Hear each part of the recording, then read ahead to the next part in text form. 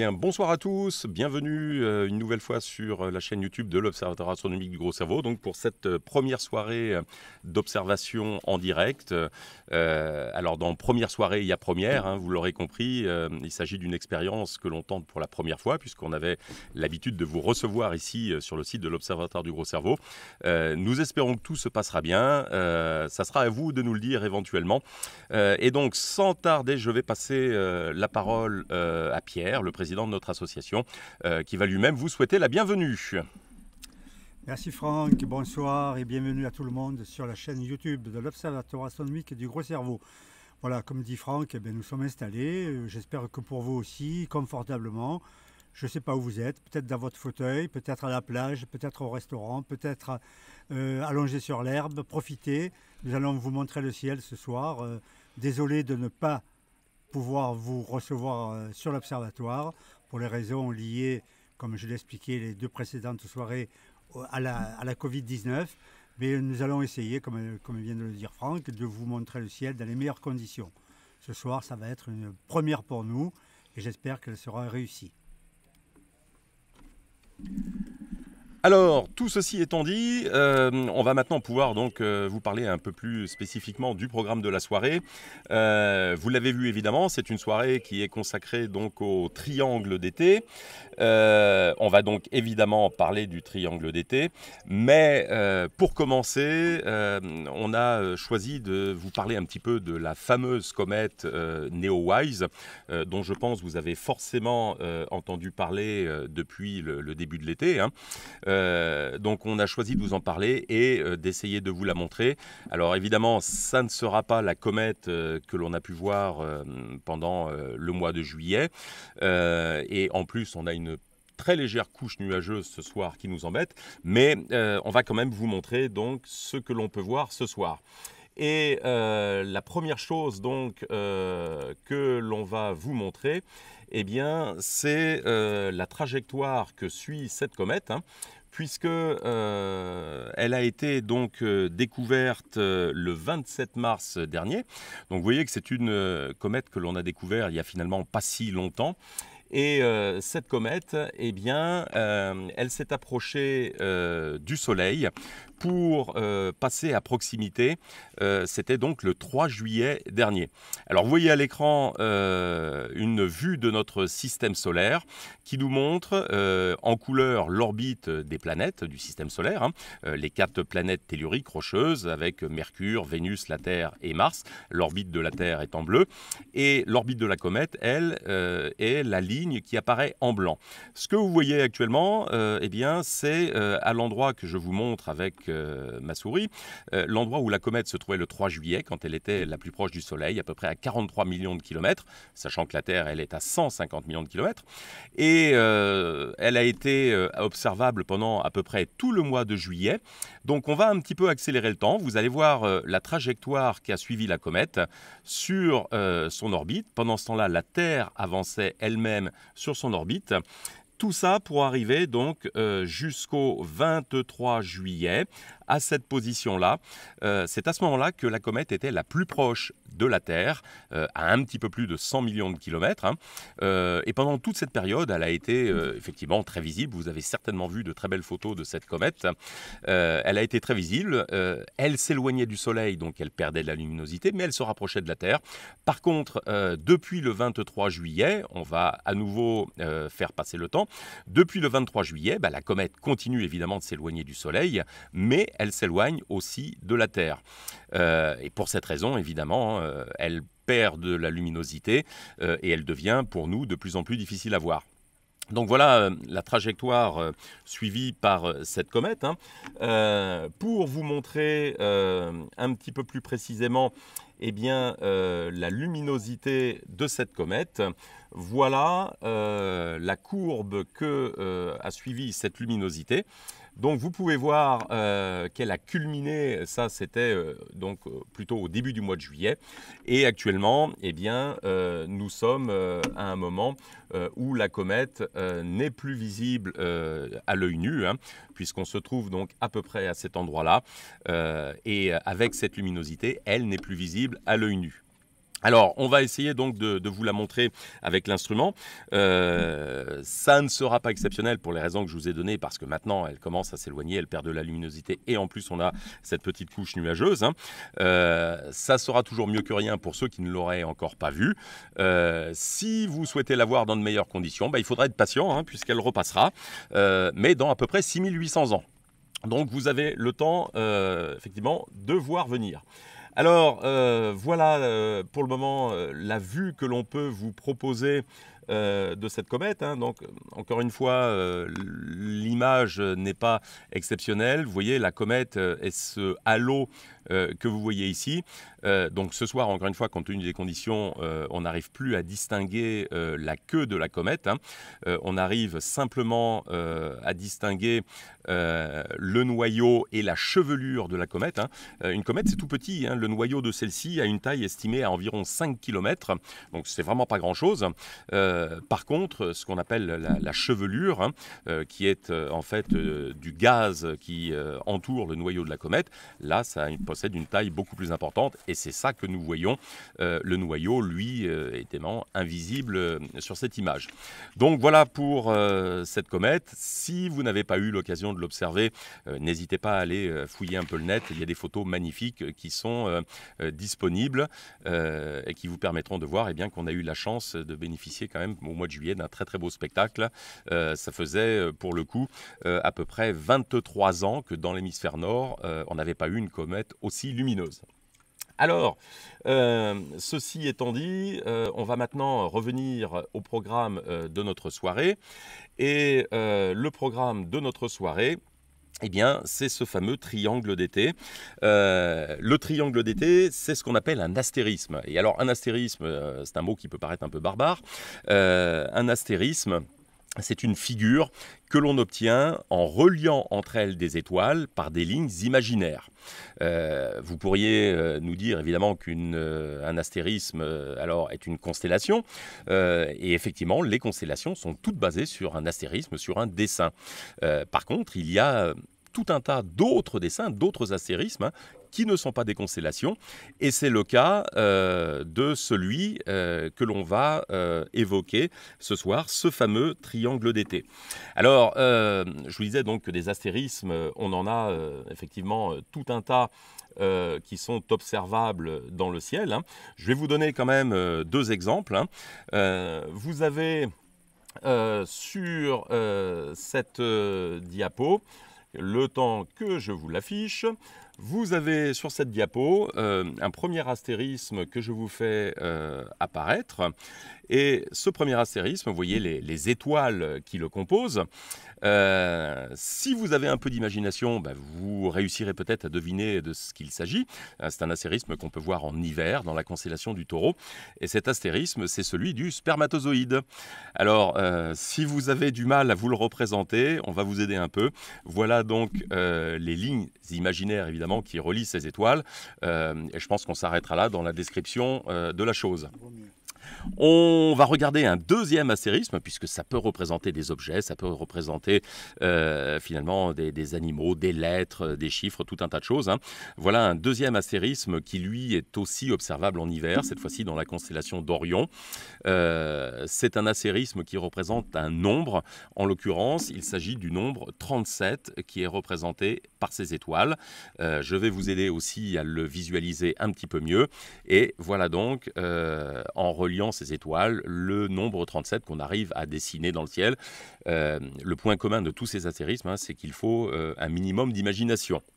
Et donc, celui dont on va parler ce soir, c'est un astérisme qui par contre est très très grand. Les deux que je viens de vous montrer nécessitent d'être vus dans un télescope. Il y en a qu'on peut voir à l'œil nu ou dans une paire de jumelles, et il y en a qui ont vraiment une taille très très grande que l'on peut voir à l'œil nu. Ça va être donc le cas de celui que l'on va observer ce soir.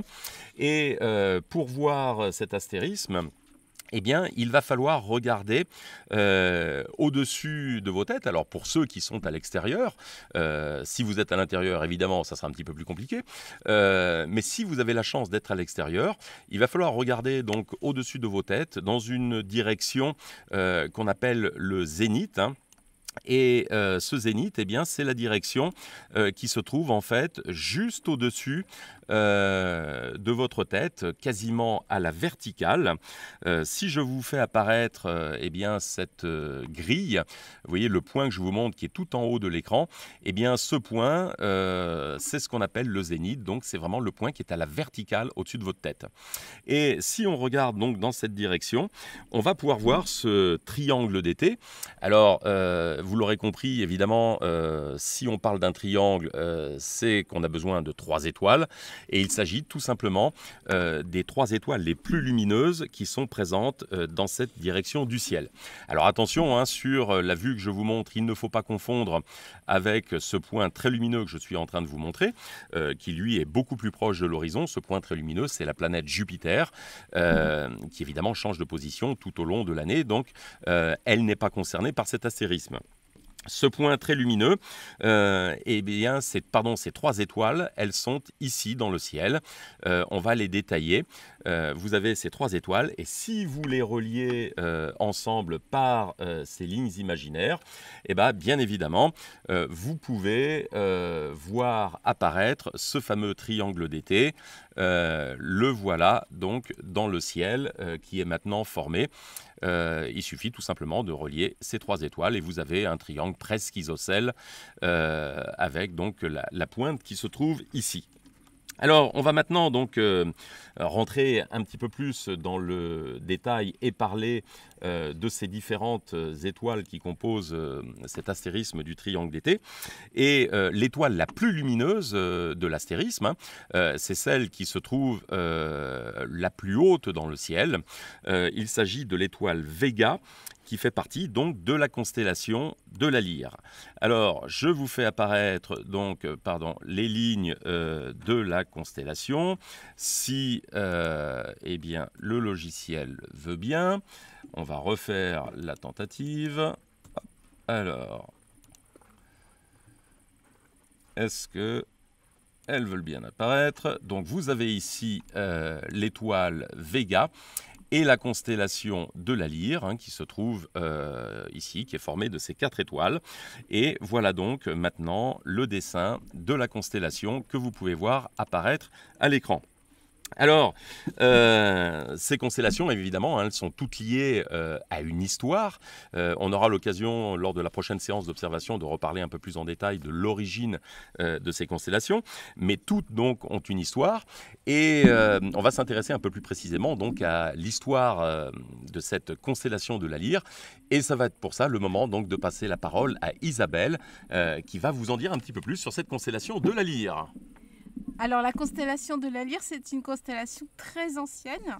C'est l'une des 48 constellations qui ont été identifiées par un célèbre astronome grec, Ptolémée, qui était aussi précurseur de la géographie. Selon les civilisations, la constellation de la Lyre est représentée par un vautour ou alors une lyre tenue dans les griffes d'un vautour. Et dans la mythologie grecque, la lyre, c'est l'instrument de musique d'Orphée. Le mythe d'Orphée est bien connu, notamment sa descente aux enfers. Ce qu'on sait moins, c'est qu'en plus d'être poète et musicien, Orphée, c'était un argonaute, parti à la recherche de la toison d'or. Alors, voilà donc pour cette constellation de la Lyre. Hein. On va maintenant passer à la deuxième étoile, hein, celle qui forme la pointe de notre triangle isocèle.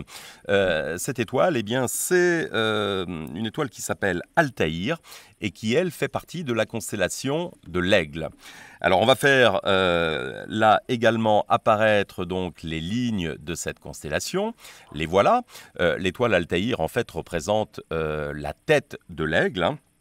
Et voilà donc notre aigle dans le ciel, qui est donc une constellation assez grande, assez majestueuse. Et donc ça va être également le moment de s'intéresser à la légende qui concerne cette constellation de l'aigle. Légende évidemment que Isabelle va vous conter. Alors encore dans la mythologie grecque, l'aigle, c'est l'aigle de Zeus ou alors l'aigle du Caucase. Alors c'est une anecdote qui n'est pas très belle parce que l'aigle du Caucase, en fait, dévorait le foie de Prométhée qui était enchaîné sur un rocher. Prométhée, c'est un titan. Les titans étaient des géants, enfants de Gaïa et d'Ouranos. D'ailleurs, les titans les plus connus sont actuellement, par exemple, Phébé, Chronos, Thétis, Théia, Rhea. Ça vous rappelle quelque chose, le nom des lunes de Saturne. Voilà pour le mythe de l'aigle. Après donc cette constellation de l'aigle, eh bien, il va nous rester forcément, puisque on est en train de parler d'un triangle, il va nous rester forcément une dernière étoile à évoquer. Hein. Cette dernière étoile, eh bien, c'est celle qui se trouve ici et qui, elle, fait partie donc de la constellation du Cygne. Alors, je l'ai gardée pour la fin, hein, puisque c'est une constellation qui est assez intéressante dans la mesure en fait où elle est assez facile à imaginer. On va faire disparaître pour le moment le dessin. Il y a donc cette étoile Deneb qui représente en fait la queue du cygne. Vous avez la ligne d'étoile que je vous montre qui arrive jusqu'à cette dernière étoile qui s'appelle Albireo et qui elle représente l'œil du cygne.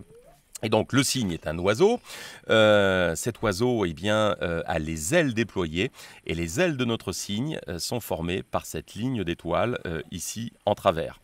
Alors on va donc maintenant faire apparaître les lignes aussi de notre constellation du cygne.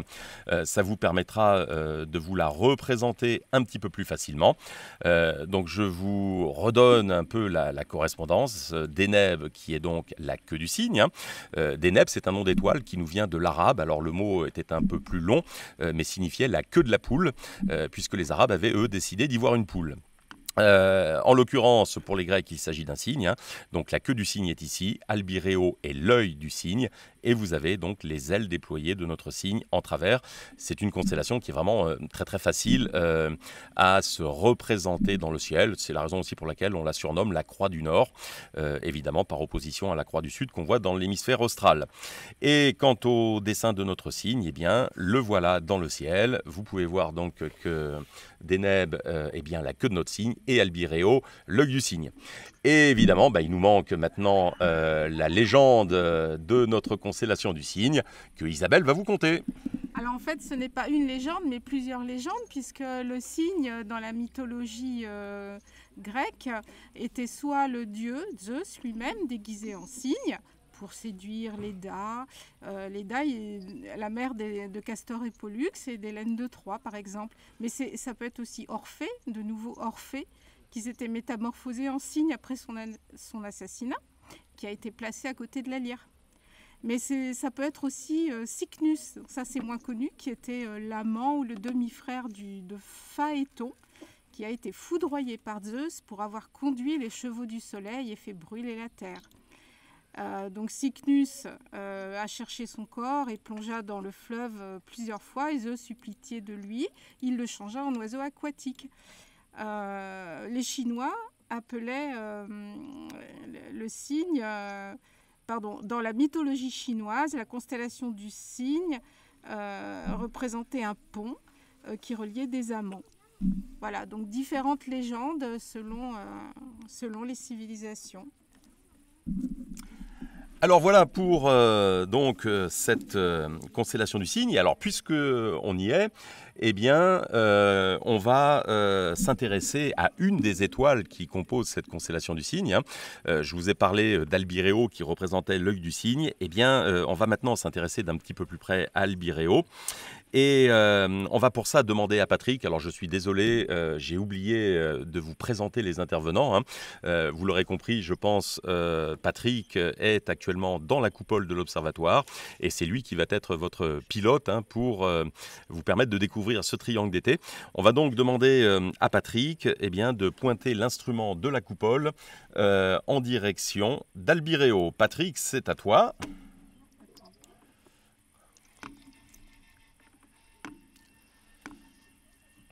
Et ça va donc nous permettre d'aller observer cette étoile Albireo.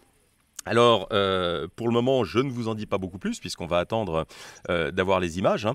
Mais Albireo est vraiment une étoile que l'on aime présenter donc au public, hein. Vous allez voir qu'elle est assez esthétique. Pierre nous en dira aussi un petit peu plus quant à cette étoile et au surnom dont on peut l'affubler. Et cette étoile Albireo, on la voit donc à l'œil nu, hein. Elle est moins lumineuse évidemment que l'étoile Deneb qui représente la queue du cygne, hein, mais on peut la voir assez facilement à l'œil nu, à condition toutefois évidemment de ne pas être en pleine ville. Si vous avez la chance d'être un peu à l'extérieur, eh bien vous pouvez la voir à ce moment-là assez facilement. Alors, la lunette est maintenant normalement pointée en direction donc d'Albireo, et on va maintenant passer sur donc le logiciel de pilotage de la caméra et attendre donc que Patrick lance l'acquisition des images, en espérant donc qu'on n'ait pas effectivement de petites couches nuageuses à cet endroit. Et logiquement, on ne devrait pas tarder donc à voir apparaître à l'image les étoiles de cette partie du ciel. Alors, on en est pour le moment, voilà, on vient de lancer donc l'acquisition des images par la caméra, en espérant donc que on puisse les voir apparaître maintenant assez rapidement. Et ce que vous allez pouvoir constater dès que les images seront présentes à l'écran, hein, c'est que cette partie du ciel eh bien, est assez encombrée d'étoiles. Et la raison en est simple, hein, c'est que la constellation dont on parle et l'étoile dont on parle, eh bien, se trouve en fait dans une partie du ciel qu'on appelle la Voie lactée.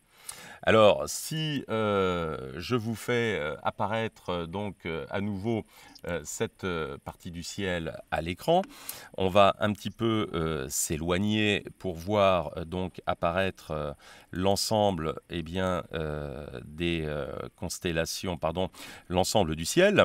Vous voyez ici cette bande un petit peu laiteuse dans le ciel. Alors, on peut en accentuer aussi la luminosité pour que ça soit un petit peu plus facilement visible. Voilà. Et vous voyez donc cette bande laiteuse qui est présente dans le ciel. Il s'agit donc de notre galaxie, la Voie lactée. Alors pour pouvoir l'observer, évidemment, hein, il ne faut pas être en pleine ville. Il faut être de préférence à l'extérieur, loin des lumières, hein. Et à ce moment-là, eh bien, vous pouvez profiter de ce magnifique spectacle. Cette bande lumineuse qu'on appelle la Voie lactée, qui est notre galaxie, hein, on la perçoit de cette manière-là, tout simplement parce que la Voie lactée a la forme d'un disque et que nous sommes, nous, à l'intérieur de ce disque. Alors, on va pour ça donc regarder un petit peu plus précisément aussi à quoi ressemble cette Voie lactée. Je vais vous la faire donc apparaître à l'écran. Voilà à quoi ressemble cette Voie lactée. Donc là, vous la voyez du dessus. Le diamètre, c'est quelque chose de très très grand évidemment, hein. Le diamètre est de 100 000 années-lumière. Le Soleil se trouve à peu près par ici, à mi-chemin entre le centre et la périphérie. Et cette Voie lactée, eh bien, on estime qu'elle contiendrait environ 200 milliards d'étoiles. Mais si on la regarde par la tranche, hein, eh bien là, vous percevez vraiment la forme de disque de cette Voie lactée. Et vous pouvez voir la partie centrale qu'on appelle le bulbe et tout autour ce qu'on appelle le halo. Mais l'essentiel des étoiles eh bien, sont regroupées dans ce disque. Et comme notre Soleil fait partie de ce disque et présent dans ce disque, eh bien, quand on regarde le ciel depuis la Terre, qui est évidemment juste à côté du Soleil, on perçoit cette bande laiteuse. C'est tout simplement donc la trace de cette Voie lactée dans le ciel. Et donc, dans cette partie du ciel, la densité, la quantité d'étoiles est évidemment plus importante, hein. C'est la raison pour laquelle eh bien, on peut en voir quand même sensiblement plus quand on regarde à cet endroit-là. On revient donc sur la vue maintenant de l'instrument. Donc vous voyez qu'il y a quand même un certain nombre d'étoiles et celles qui vont donc nous intéresser plus spécifiquement, eh bien, c'est l'étoile la plus lumineuse que vous voyez donc ici au centre de l'écran. Il s'agit donc en l'occurrence d'Albireo. Et alors, Albireo, eh bien, on va pour ça demander à Pierre de nous en dire un petit peu plus sur cette étoile pour vous permettre eh bien, de découvrir ce qu'elle présente comme intérêt pour nous. Merci. Alors, Albireo est situé à l'extrémité de la constellation du Cygne, comme l'a dit Franck, à l'endroit de la tête de l'animal.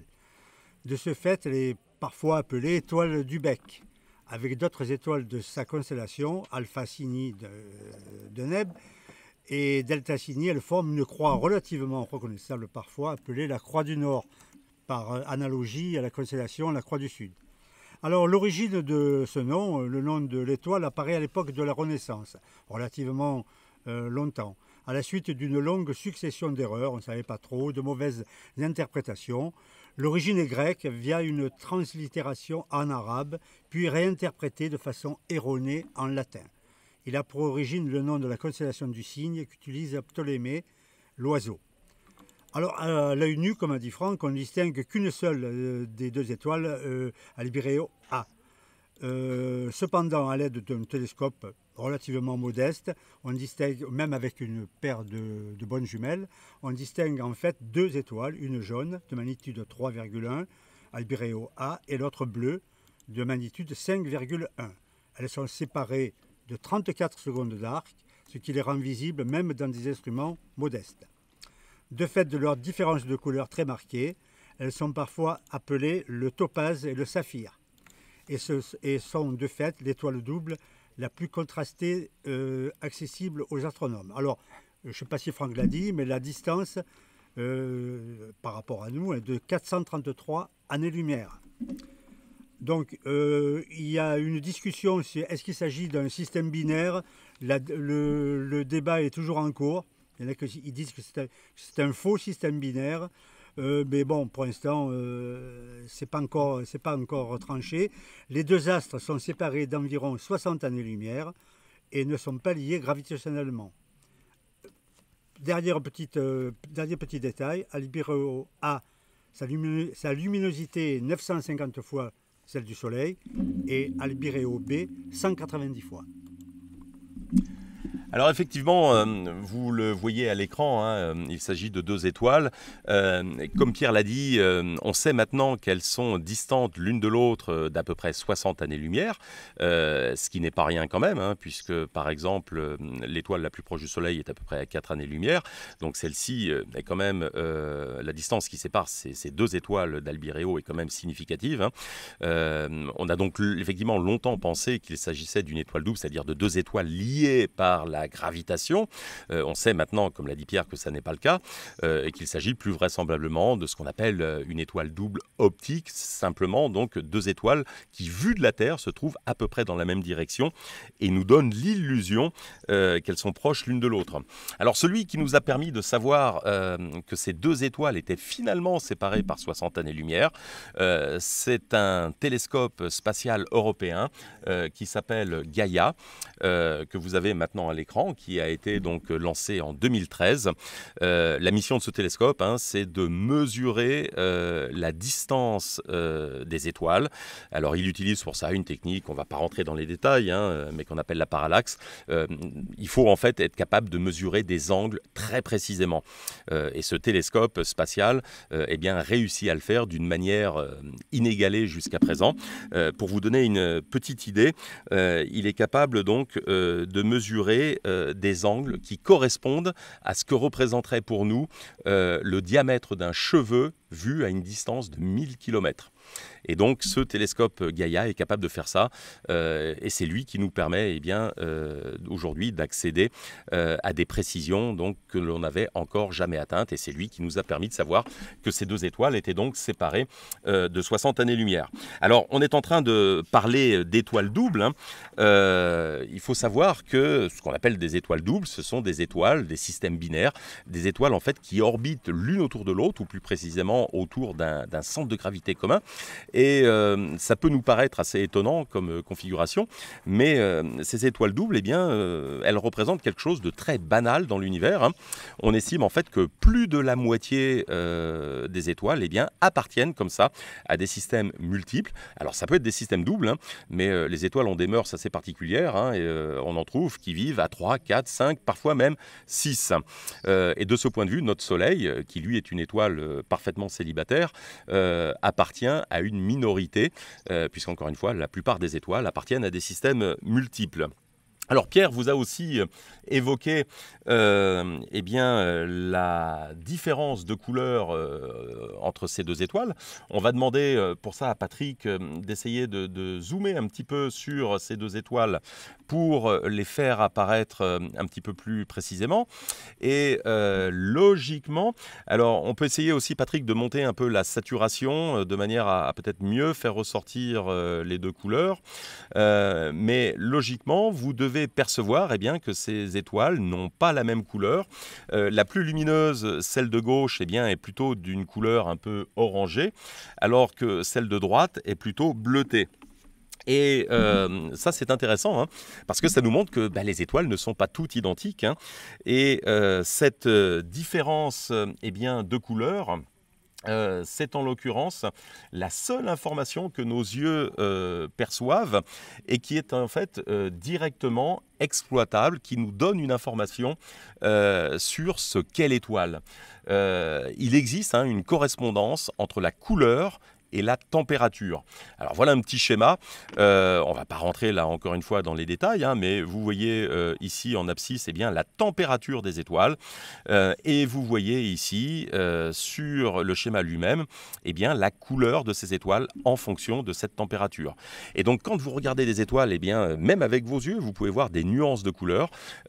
Cette nuance de couleur, elle vous donne une information sur la température de l'étoile. C'est la seule information que nos yeux sont capables de percevoir et qui est interprétable directement.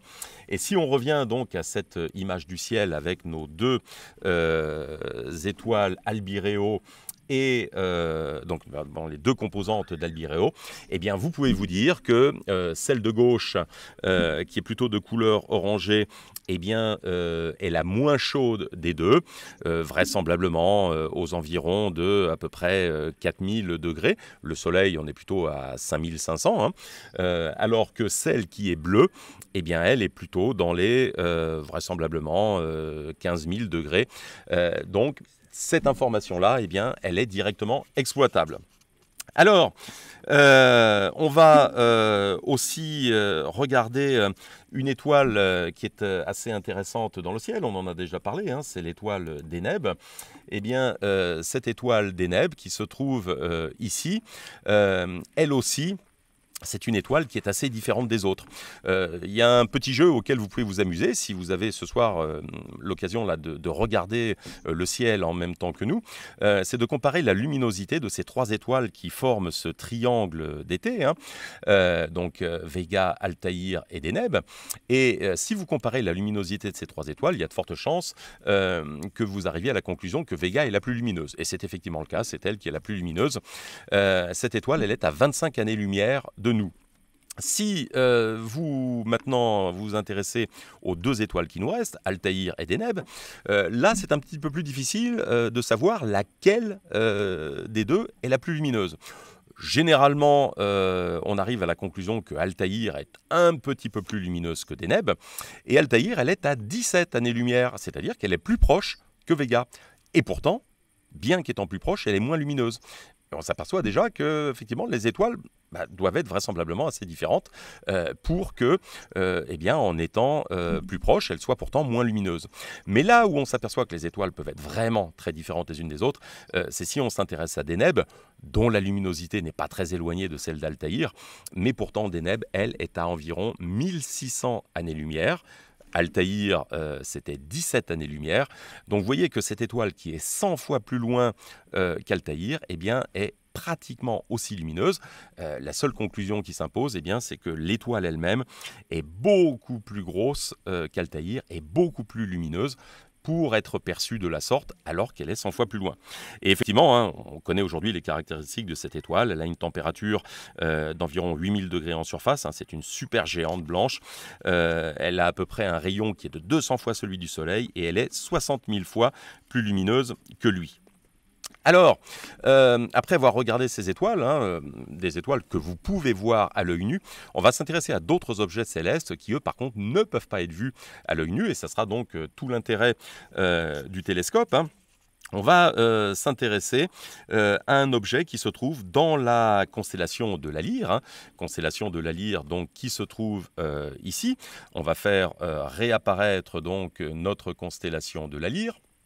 Et on va s'intéresser à un objet qui se trouve ici. On va donc demander à Patrick de pointer cette nébuleuse de la Lyre avec donc l'instrument qui se trouve dans la coupole.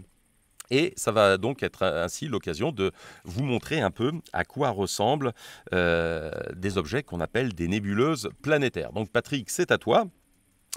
Et on va de notre côté, pendant que Patrick pointe la lunette vers cet objet, on va donc de notre côté le sélectionner pour que vous puissiez voir exactement à quel endroit du ciel il se trouve. Le voilà, il est donc, vous voyez, dans cette partie de la constellation. Et évidemment, à l'œil nu, on ne peut pas l'observer. Alors, pendant que Patrick est donc en train de le pointer, on va demander à Pierre de nous en dire un petit peu plus sur cette nébuleuse de la Lyre. Merci. Donc, cette nébuleuse a été découverte en 1779 par Antoine Darquier de Pellepoix, qui était un astronome toulousain. Cette découverte a été confirmée par Charles Messier lui-même, qui l'intégrera dès lors à son catalogue. C'est la deuxième nébuleuse planétaire à être découverte après M27, dont on parlera un petit peu plus tard. C'est-à-dire 15 ans d'écart entre les deux découvertes. Le diamètre réel de l'anneau est de 2,4 années-lumière, soit le diamètre apparent d'environ 6 minutes d'arc. Pas de date précise sur le moment de l'explosion. La nébuleuse de la Lyre, en anglais Ring Nebula,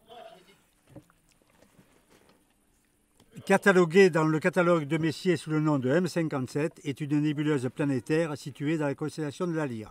Sa forme caractéristique lui vaut le surnom de nébuleuse de l'anneau. Elle a entre 3000 et 6000 ans. Vous voyez, on n'est pas très précis. Sa situation, elle est située à peu près à 2300 années-lumière. L'étoile qu'on voit au milieu, que j'espère que nous verrons, est une naine blanche légèrement plus massive que notre Soleil. Sa magnitude apparente est de 14,8, c'est-à-dire pas très visible à l'œil nu comme Franck l'a dit. Voilà donc ce que je pouvais dire sur cette nébuleuse Messier 57. Alors, maintenant que les présentations ont été faites, on a eu pendant ce temps-là un petit souci logiciel. On est en train de relancer le logiciel de la caméra. Donc, pendant que Patrick est en train de faire cette opération, je vais en profiter de mon côté pour vous expliquer un petit peu ce que l'on va regarder. Pierre vous l'a dit, il s'agit d'une nébuleuse planétaire. Et ça, ça nous renvoie au cycle de vie et de mort des étoiles. Les étoiles sont comme nous, elles naissent un jour, elles vivent un certain temps et elles finissent par disparaître. La seule différence évidemment, c'est que ça leur prend un petit peu plus de temps que pour nous. Et sur ce schéma que vous avez à l'écran, vous voyez finalement le cycle de vie et de mort d'une petite étoile. Alors quand on parle de petite étoile, ce sont des étoiles qui sont de taille comparable au Soleil, jusqu'à environ 8 fois la masse du Soleil. Une étoile est composée de gaz fondamentalement, et donc une étoile naît dans un nuage de gaz. C'est ce nuage qui est représenté ici. On appelle ce type de nuage des nébuleuses, et on aura l'occasion de vous présenter, notamment lors de la séance d'observation qui est prévue dans 2 semaines. Après sa naissance, eh bien, on a une étoile, donc une étoile tout à fait banale, du même type que notre Soleil, et qui va vivre pendant de nombreuses années. Pour le Soleil, on estime que sa durée de vie est de l'ordre d'environ 10 milliards d'années. À l'issue eh bien de sa vie, cette étoile, qui généralement est rangée dans la catégorie des étoiles naines, c'est le cas de notre Soleil, cette étoile eh bien, arrive à ce stade, et vous voyez qu'elle a entre-temps augmenté de taille. Cette étoile s'est dilatée pour devenir ce qu'on appelle une géante rouge. Il s'agit vraiment du dernier stade de vie d'une étoile. C'est en fait une étoile qui arrive au 4e âge, et c'est ce qui attend notre Soleil dans environ 4 milliards d'années à peu près. Donc on n'est pas directement concerné, mais dans environ 4 milliards d'années, notre Soleil eh bien, se dilatera, et on estime qu'il se dilatera en fait suffisamment pour venir absorber la Terre. Donc, à ce moment-là, la Terre ne sera plus vraiment un endroit habitable, mais encore une fois, ça se passera dans plus de 4 milliards d'années. Et après cette phase de géante rouge, eh bien, l'étoile va mourir, entre guillemets, et elle va en fait expulser toutes les couches de gaz externes qui la composent, et à l'inverse, la partie interne de l'étoile va s'effondrer sur elle-même pour devenir quelque chose de très dense, très compact. C'est ce que Pierre a évoqué. Il s'agit en l'occurrence d'une naine blanche. Et sur ce schéma, eh bien, vous voyez cette coquille de gaz qui est en train de s'éloigner autour eh bien, de la naine blanche qui est au centre. Et après suffisamment de temps, eh bien, cette coquille de gaz se sera dispersée dans l'univers, et il ne subsistera plus que la naine blanche qui, elle, eh bien, se refroidira au fil du temps, puisqu'il n'y a plus aucune réaction de fusion nucléaire dans la naine blanche. C'est simplement un objet qui est très très chaud et qui se refroidit au fil du temps pour devenir une naine noire, mais ça prend encore des milliards d'années pour que eh bien, cette naine blanche se refroidisse suffisamment. Alors, voilà un petit peu, finalement, comment on arrive à avoir ces nébuleuses planétaires, comme celle que l'on espère vous montrer. On a toujours, pour le moment, apparemment, alors la caméra semble avoir été relancée. On va poser la question à Patrick pour savoir donc où il en est. Patrick, tu peux nous dire, côté caméra, si on va bientôt avoir l'image ? J'espère. Pour moi, j'ai l'écran noir. Alors, vous voyez, c'est les joies du direct. Donc, on va pour le moment poursuivre un petit peu avec cette nébuleuse planétaire, le temps que Patrick essaye de régler donc ces quelques soucis. Et donc, je vais en profiter du coup pour aussi vous expliquer pourquoi ces objets sont visibles dans le ciel, pourquoi eh bien, est-ce que cette coquille de gaz est visible. Et alors, pour ça, eh bien, il faut comprendre qu'au centre, on a une naine blanche. Alors, je vous ai dit que la naine blanche était un objet qui était inerte, dans lequel il n'y avait plus de réaction de fusion nucléaire, mais par contre, un objet qui est très chaud. Et cet objet très chaud, plusieurs dizaines de milliers de degrés, voire jusqu'à 100 000 degrés, eh bien, il rayonne autour de lui des ultraviolets. Et ce rayonnement ultraviolet eh bien, va rencontrer les atomes de gaz qui sont en train de s'éloigner autour de la naine blanche dans à peu près toutes les directions. Et ce rayonnement ultraviolet eh bien, en fait, va faire émettre de la lumière à ces atomes de gaz. Et c'est cette lumière émise par ces atomes de gaz que l'on peut percevoir, que l'on peut voir en regardant dans le ciel. Vous verrez, dès qu'on réussira à voir cette nébuleuse planétaire, qu'elle présente des couleurs différentes. C'est tout simplement ça, lié à la nature différente des gaz qui composent ce nuage et qui émettent des couleurs différentes. Et alors, c'est la raison qui fait que l'on peut voir ces nuages de gaz dans le ciel, ces nébuleuses planétaires. Par contre, ce sont des objets qu'on considère comme étant finalement assez éphémères. Alors, entendons-nous bien, quand on parle d'objets éphémères, c'est évidemment à l'échelle cosmique. Puisque, vous l'avez compris, donc le rayonnement ultraviolet vient exciter les atomes de gaz qui émettent de la lumière, mais ces atomes de gaz, ils s'éloignent constamment de la naine blanche. Et il arrive un moment, en fait, où ils sont trop loin de cette naine blanche pour être sensibles à ce rayonnement ultraviolet et où finalement ils cessent d'émettre de la lumière. Et donc, ces nébuleuses planétaires, qu'on présente encore une fois comme des objets éphémères, on estime qu'elles sont observables, c'est-à-dire que le gaz qui les entoure émet de la lumière pendant environ quelques dizaines de milliers d'années. Alors, vous voyez qu'on n'a pas la même notion de ce qui est éphémère quand on parle d'objets célestes. Si vous revenez nous voir l'été prochain, on espère pouvoir vous accueillir. Il n'y a pas de souci, cette nébuleuse planétaire, vous réussirez à la voir. Nous, ce soir, c'est pas encore totalement sûr qu'on réussisse à la voir. Je vois que Patrick est encore en train de se battre. Tu as des nouvelles, Patrick? Et en mode replay? Je peux le faire. Vas-y. En replay? Ouais. Alors, on va essayer une autre solution pour vous montrer donc cette nébuleuse planétaire. Je vous disais donc que ce sont des objets assez éphémères à l'échelle cosmique.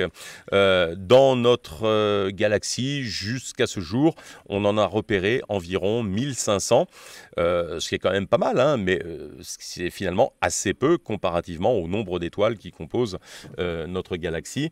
Et donc, on en est à environ 200 milliards d'étoiles. Vous voyez que 1500 par rapport à 200 milliards, c'est pas tant que ça. Et donc, ces nébuleuses planétaires, on en découvre régulièrement, même les amateurs sont eux aussi capables d'en découvrir. Alors, cette nébuleuse de la Lyre, c'est miraculeux, elle est en train d'apparaître. Donc, je vais pouvoir maintenant vous l'afficher à l'écran. Et donc, cette nébuleuse planétaire, elle est sur cette partie de l'écran que je suis en train de vous montrer ici. Et donc, vous voyez quelque chose qui ressemble à un anneau. C'est la raison, Pierre vous l'a dit, pour laquelle on parle de l'anneau de la Lyre. Et on va maintenant un petit peu zoomer dessus, ce qu'est en train de faire Patrick. Vas-y, on peut encore un petit peu s'en rapprocher. Voilà.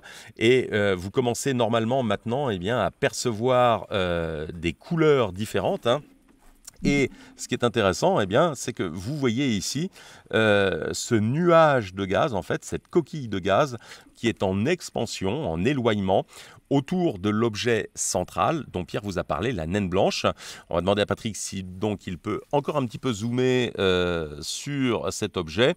Et voilà, vous voyez apparaître au centre. Alors là, on commence évidemment à avoir une résolution qui n'est pas exceptionnelle, mais vous voyez apparaître au centre, Patrick vous la montre, ce petit point blanc qui est en fait ce qu'on appelle la naine blanche. Cet objet très très chaud, plusieurs dizaines de milliers de degrés, mais inerte, qui rayonne ce rayonnement ultraviolet autour de lui et qui provoque donc l'illumination du nuage de gaz. Donc voilà cet anneau de la Lyre. Donc c'est vraiment un objet qui est très agréable à regarder. L'avantage de la caméra, c'est que ça nous permet très facilement de faire ressortir les couleurs. Pour le coup, c'est beaucoup plus difficile à l'œil nu. On n'a pas cette perception, évidemment, puisque pour les objets faiblement lumineux, nos yeux, pour l'essentiel, ne perçoivent que des nuances de gris. Alors, voilà donc pour cette nébuleuse planétaire de la Lyre. On va maintenant s'intéresser à une autre nébuleuse planétaire qui se trouve également dans ce triangle d'été. cette nébuleuse planétaire, eh bien, elle n'est pas très loin.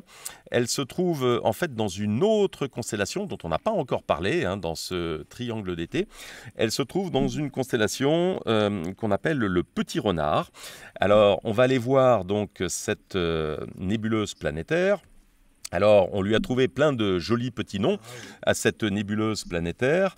Je me contenterai d'un seul. Pierre vous parlera des autres noms qu'on a pu lui trouver. Je me contenterai donc du nom de trognon de pomme. Et ce trognon de pomme, eh bien, vous le voyez, il est ici dans cette constellation donc, du Petit Renard. Hein. Vous voyez que notre triangle d'été est donc ici. Et cet objet, cette nébuleuse planétaire, se trouve à cet endroit-là. Pendant que Patrick donc, pointe l'instrument vers la nébuleuse planétaire, on va demander à Pierre de nous en dire donc, un petit peu plus sur cette nébuleuse planétaire. Alors, la nébuleuse planétaire Messier 27, ou bien appelée nébuleuse de l'Alter, est une nébuleuse planétaire située dans la constellation du Petit Renard, située à environ 1300 années-lumière, pas très loin. Découverte par Charles Messier le 12 juillet 1764. Donc, comme je vous ai dit tout à l'heure, c'est la première nébuleuse planétaire observée de l'histoire de l'astronomie. Elle porte le numéro 27. Pour les puristes, son numéro de NGC 6853. Alors, Franck l'a dit, elle est affublée de plusieurs petits noms, surnoms. Le trognon de pomme, c'est vrai, ça y ressemble. Diabolo aussi. Ou bien Dumble. On a donné ce nom à un éléphant, d'un mot anglais. Voilà, on peut dire que, alors pour nous, c'est la nébuleuse de l'Alter, bien entendu.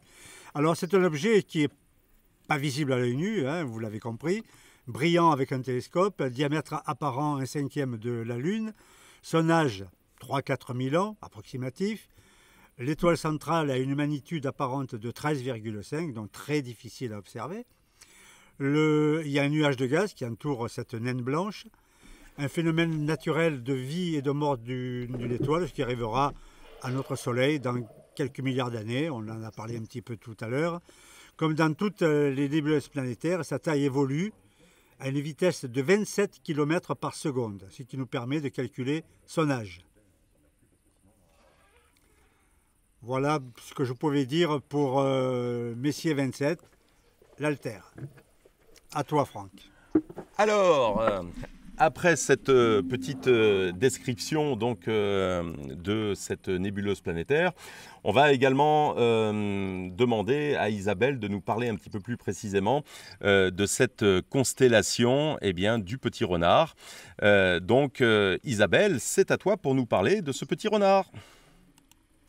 Alors, la constellation du Petit Renard, c'est une constellation assez récente qui a été créée à la fin du XVIIe siècle par l'astronome polonais, alors je ne sais pas si je prononce bien, Johannes Hevelius.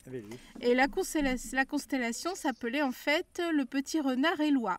Et oui, il y avait une oie normalement entre les pattes du renard. Alors cet astronome polonais, Johannes Hevelius, c'était un homme fort occupé puisqu'il est l'auteur d'une topographie de la Lune, il a découvert des comètes, il a compilé un catalogue d'étoiles et construit aussi des instruments scientifiques. Mais également, il n'avait pas le temps de s'ennuyer puisqu'il participait aussi à la politique municipale de Danzig. Il faisait partie de la corporation des brasseurs. Comme je vous l'ai dit, un homme très occupé. Et alors, je vous disais également en début de séance que les astérismes, mais aussi les constellations, sont à base d'imagination. Je pense qu'en regardant ce Petit Renard, vous le comprenez assez bien, puisque finalement, si vous regardez l'astérisme de cette constellation, on a simplement 2 étoiles et un trait, et c'est avec ça qu'il faut réussir à imaginer un renard. Il y a un certain nombre de constellations dans le ciel qui ne sont pas très faciles à imaginer. On a vu le Cygne qui, à l'inverse, était lui facile à imaginer. C'est beaucoup moins le cas pour notre Petit Renard. Alors, on va donc maintenant repasser à la vue de l'instrument. Et vous voyez donc apparaître à l'écran cette partie du ciel. Donc on est toujours dans la Voie lactée et c'est évidemment la raison qui fait qu'on a beaucoup d'étoiles présentes à l'écran. Et au centre, eh bien, vous voyez apparaître une forme un peu colorée. Il s'agit en l'occurrence donc de cette nébuleuse du trognon de pomme, des altères ou de Dumble comme on veut. Vous pouvez même, si vous avez vous aussi de l'imagination, lui trouver un autre surnom. Et il s'agit donc en l'occurrence de cette nébuleuse planétaire. On va demander à Patrick de zoomer un petit peu aussi sur cette donc nébuleuse planétaire, de manière donc à la faire un petit peu mieux apparaître à l'écran. Alors, on a perdu évidemment l'image. Donc, le temps, voilà. La voilà. Vous la voyez donc ici à l'écran. Alors évidemment, c'est beaucoup plus diffus que la nébuleuse que l'on a vue avant, celle de l'anneau.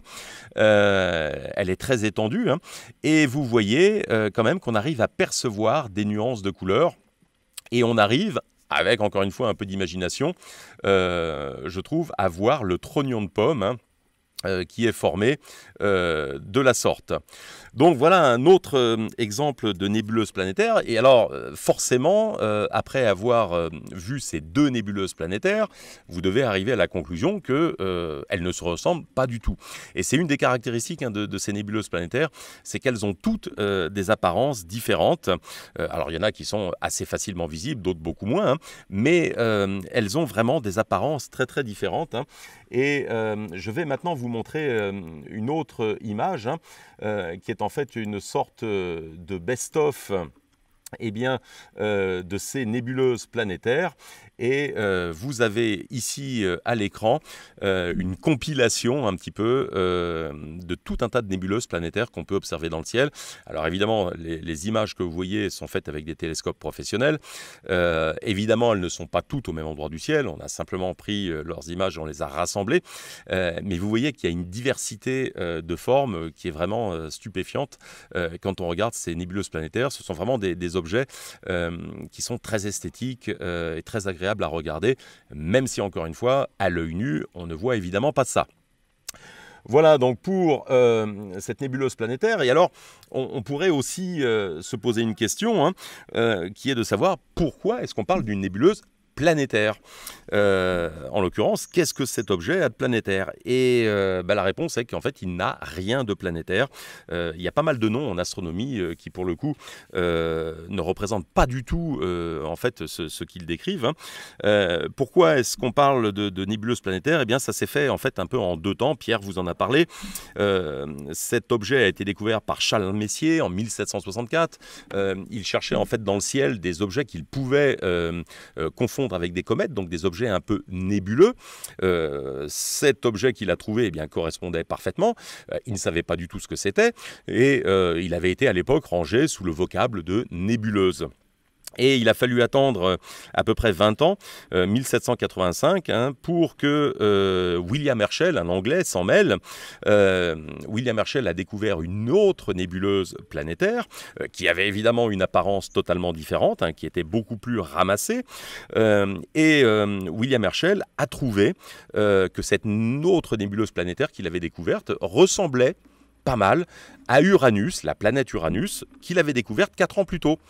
Et c'est lui qui a finalement proposé d'affubler ce terme de nébuleuse de ce qualificatif de planétaire, tout simplement parce qu'il trouvait que ça ressemblait, avec les instruments de l'époque, à la planète Uranus qu'il avait découverte 4 ans plus tôt.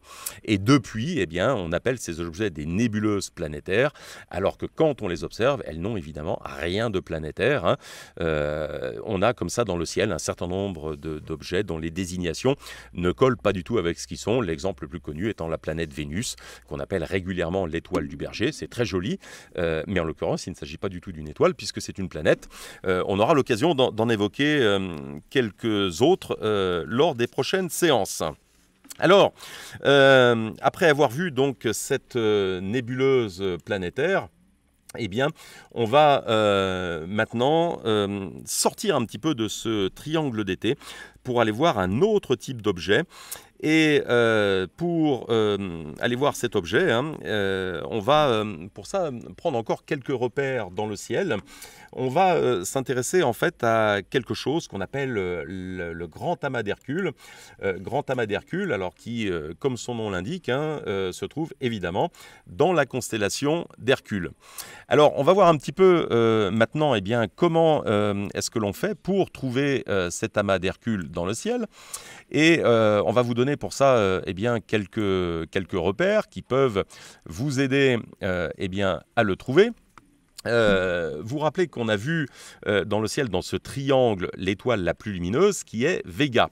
Alors Véga, hein, à cette heure-ci, 23h, elle est pratiquement au zénith, hein, à la verticale au-dessus de nos têtes. Vous avez une autre étoile ici, et vous voyez qu'elle est vraiment en direction de l'ouest, en train de descendre au-dessus de l'horizon, hein. Elle est déjà maintenant assez basse. Et cette étoile qui s'appelle Arcturus, hein, c'est l'étoile tout simplement la plus lumineuse du ciel d'été. Véga, elle, est la deuxième étoile la plus lumineuse du ciel d'été.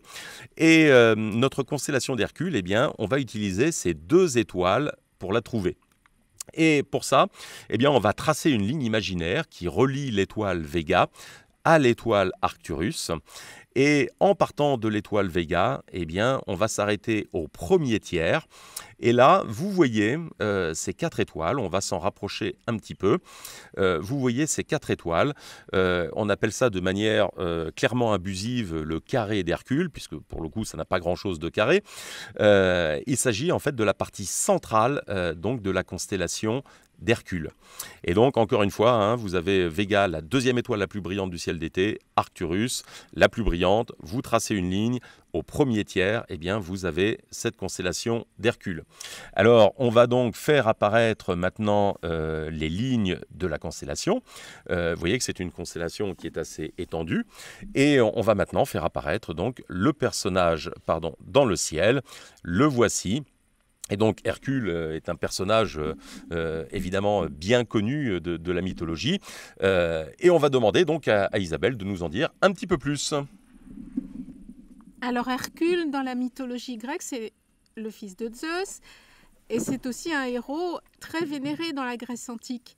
On lui prête un très grand nombre d'aventures et de voyages dans toute la Méditerranée. Et les plus célèbres sont les 12 travaux.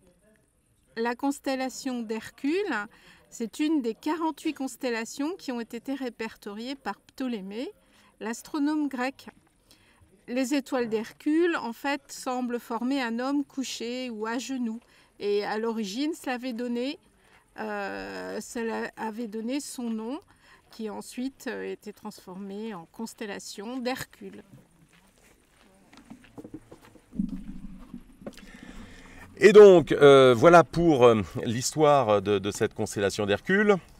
On a pendant ce temps-là retrouvé les fonctionnalités de notre caméra. Et donc du coup, on va juste faire un petit arrêt avant d'aller voir cet objet qui se trouve dans la constellation d'Hercule. On va faire un tout petit arrêt sur cette étoile Arcturus qui se trouve ici. Vous l'avez au centre de l'écran. Et donc, Patrick est actuellement en train de pointer l'instrument donc vers cette constellation. Vers cette étoile. Alors, pour effectivement vous parler de la constellation dans laquelle elle se trouve, hein, l'étoile Arcturus se trouve dans la constellation du Bouvier. Je vous la fais apparaître. Vous voyez que c'est une grande constellation.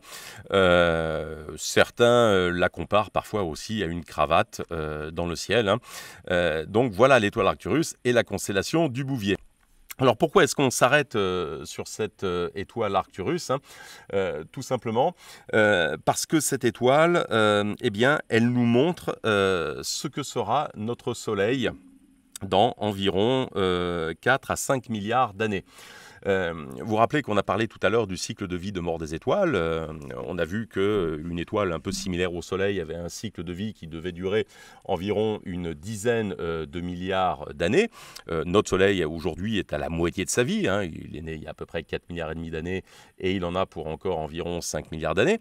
Mais cette étoile Arcturus, qui voilà, à sa naissance était assez similaire au Soleil, est-elle plus vieille, environ 5 milliards d'années de plus, et elle est arrivée, elle, à la fin de sa vie. Ça veut dire que cette étoile Arcturus, hein, elle est aujourd'hui ce qu'on appelle une super géante rouge. Et on va revoir pour ça eh bien, donc le cycle des étoiles, hein, ce cycle de vie et de mort. Et le Soleil se trouve aujourd'hui à cette étape-là. L'étoile Arcturus, qui donc a environ 5 milliards d'années de plus, elle est déjà arrivée au stade de géante rouge, ce qui veut dire que donc cette étoile Arcturus, eh bien, aujourd'hui, elle est au dernier stade de son existence. On va maintenant regarder ce que voit l'instrument eh bien, de la coupole de l'observatoire.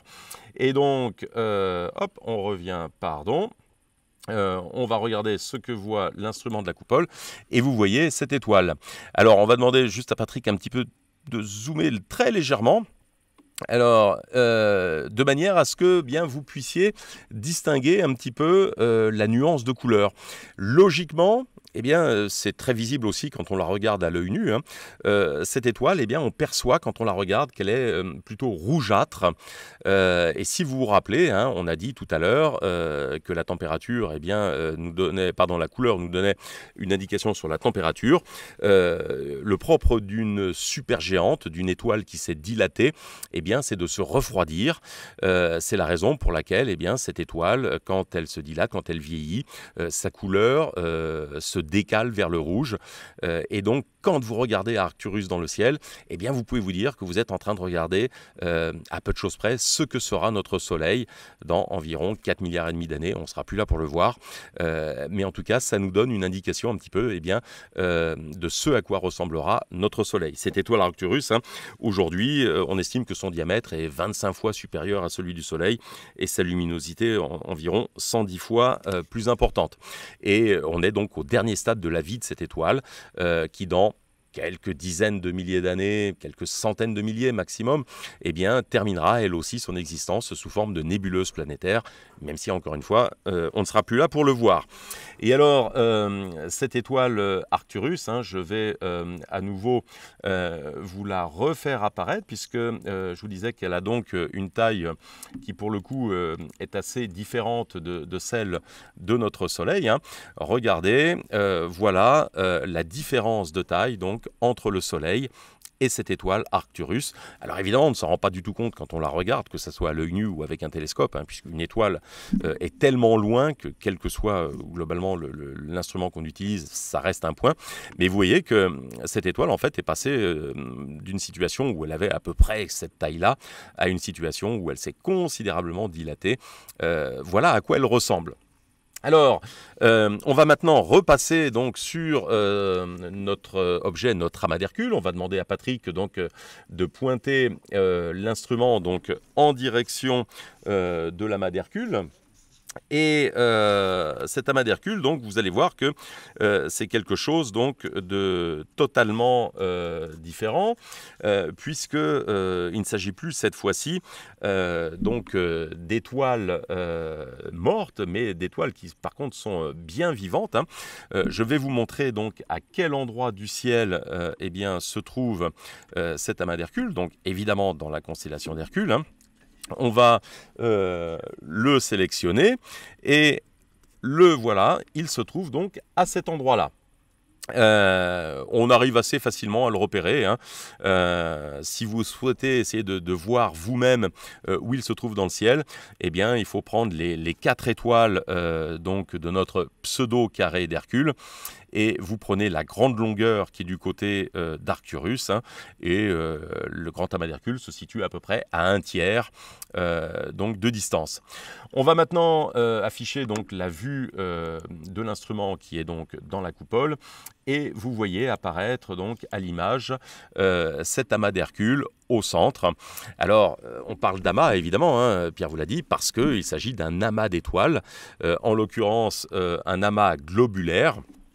Pierre vous l'a dit aussi, on estime qu'il pourrait contenir de quelques centaines de milliers à 1 million d'étoiles. Alors Pierre me fait remarquer fort à propos qu'il n'en a pas encore parlé, donc on va le laisser vous expliquer tout ça. Merci Franck. Alors, quelques petites notions d'histoire d'abord. Découvert par Edmund Halley en 1714, M13, encore appelé le grand amas globulaire d'Hercule, est l'un des amas les plus remarquables et les plus connus de l'hémisphère céleste nord. Halley, qui le découvrit en 1714, nota qu'il était visible à l'œil nu quand le ciel est clair et la lune absente. Selon Charles Messier, qui le catalogua, lui, en 1764, il est également répertorié dans le Celestial Atlas anglais de John Bevis. Alors, c'est William Herschel qui résoudra l'énigme M13 en disant que ce sont un amas d'étoiles, comme un des plus beaux, comprimé au centre. La partie la plus comprimée est ronde et a environ 2 à 2,5 minutes d'arc de diamètre. Les étoiles les plus distantes s'étendent jusqu'à 9 minutes de diamètre, ce qui rend sa forme assez irrégulière. Alors, Franck l'a dit, il a un petit peu dévoilé le nombre. De 100 000 à 1 million d'étoiles, vous voyez, on ne les a pas comptées encore parce que c'est assez délicat. Sa forme, comparée à d'autres amas, semble sphérique. C'est un très vieil amas. Son âge est estimé entre 12 et 14 milliards d'années, c'est-à-dire au début de la jeune histoire de notre univers. Alors, une petite anecdote, si tu permets, Franck. En 1974, M13 a été choisi comme cible par le radiotélescope d'Arecibo, à Porto Rico, dans le cadre du programme SETI, qui est un programme de recherche de vie extraterrestre. Ce message comportait les informations suivantes, des chiffres, des numéros atomiques d'atomes, des données sur notre ADN, des descriptions d'humains, ce qui a fait dire à Stephen Hawking qu'il ne fallait pas donner toutes ces informations des fois que les extraterrestres viennent nous voir. M13 étant situé à 25 000 années-lumière, il nous faudra, en admettant qu'on ait une réponse, attendre environ 50 000 ans. Et donc, vous pouvez constater, encore une fois, que le temps des hommes n'est pas du tout le temps des étoiles. Tout ça, évidemment, s'inscrit dans des temps qui sont totalement disproportionnés par rapport au temps des hommes. Alors, on va demander à Patrick de zoomer un tout petit peu sur cet amas d'Hercule, pour vous permettre un petit peu... Alors, on ne peut pas trop non plus zoomer, parce que sinon, l'image se dégrade. Mais je pense que vous arrivez un peu à constater la densité d'étoiles qui composent cet amas globulaire. On a vraiment l'impression de voir un essaim d'étoiles et c'est un objet qui est aussi vraiment très agréable à regarder dans un télescope à l'œil sans aucune caméra, parce qu'on arrive vraiment à constater la profusion d'étoiles qui le composent, et comme Pierre l'a dit, de très vieilles étoiles. Donc cet amas globulaire, cet amas d'Hercule, est le plus bel amas que l'on puisse voir dans le ciel de l'hémisphère nord, mais il y a encore nettement mieux. Si vous avez la chance d'aller faire un petit tour dans l'hémisphère sud, on a dans le ciel de l'hémisphère sud le plus bel amas globulaire que l'on connaisse, qui s'appelle donc Oméga du Centaure, et qui lui comporte plusieurs millions d'étoiles. On n'est même pas sûr d'ailleurs qu'il ne s'agisse pas finalement d'une galaxie naine qui aurait été happée par la nôtre. En l'occurrence, il y a vraiment une quantité d'étoiles encore largement supérieure à celle de cet amas d'Hercule, qui pourtant est vraiment déjà un objet très joli à observer. Et alors, ces amas globulaires sont des objets pas très bien connus encore aujourd'hui. Il y en a assez peu. On a vu, quand on regarde la structure de notre galaxie, je vais vous la refaire apparaître à l'écran. Vous vous rappelez qu'on a dit que notre galaxie avait la forme d'un disque avec un bulbe central, et toutes les étoiles qui composent notre galaxie, globalement, se trouvent dans le disque. C'est le cas évidemment de notre Soleil, et tout ce petit monde tourne autour du centre, mais en restant dans le disque. Les amas globulaires, eux, se comportent différemment. Ils sont en fait dans ce qu'on a vu tout à l'heure, le halo. Alors eux aussi orbitent autour du centre de la galaxie, mais pas en restant dans le disque. Ce qui veut dire que, ils vont périodiquement en fait traverser le disque pour passer du dessus au dessous, si tant est qu'on puisse parler de dessus au-dessous, hein, mais pour passer d'un côté à l'autre. Et à chaque tour qu'ils font du centre de la galaxie, eh bien, ils vont traverser 2 fois le disque. Mais vous voyez que donc tous ces amas globulaires, hein, sauf quand ils traversent le disque, hein, tous ces amas globulaires se trouvent en fait de part et d'autre du disque galactique. Aujourd'hui, on en connaît à peu près 160 amas globulaires, ce qui finalement est vraiment très très peu, hein. Mais ce sont des objets, comme je vous le disais, qui aujourd'hui sont encore assez mal connus. Donc on va regarder une dernière fois ce bel amas d'Hercule. C'est vraiment, si vous avez la possibilité d'essayer de l'observer, hein, c'est vraiment quelque chose qui mérite de l'être. On arrive même à le voir quand on a un ciel bien noir avec des jumelles sans aucune difficulté. C'est vraiment quelque chose de magique à regarder. On approche maintenant de la fin de cette séance d'observation, hein. Et 2 petites choses encore à évoquer avec vous avant de conclure. Une dernière constellation dont on souhaite vous parler parce que c'est vraiment une très jolie constellation. C'est une petite constellation, nettement moins connue que celle que l'on a pu évoquer jusqu'à maintenant. On va remettre une valeur à peu près normale pour notre Voie lactée qui ressemble à ce que l'on a par ici.